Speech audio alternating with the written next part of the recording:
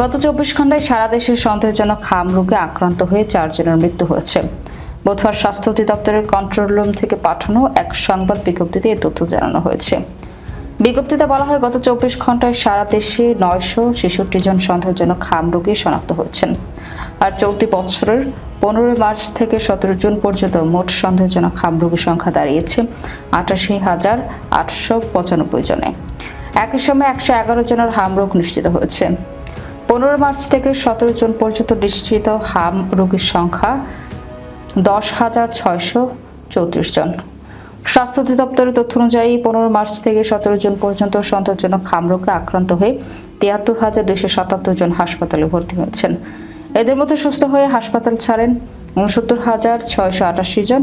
এছাড়া গত 24 ঘন্টায় হাম সন্দেহে 4 জনের মৃত্যু হলেও নিশ্চিত হাম রোগে এ সময় কোনো মৃত্যুর ঘটনা ঘটেনি। তবে 15 মার্চ থেকে 17 জুন পর্যন্ত সন্দেহজনক হামে মোট 568 শিশুর মৃত্যু হয়েছে। একই সময় নিশ্চিত হামে প্রাণ হারিয়েছেন 93 জন।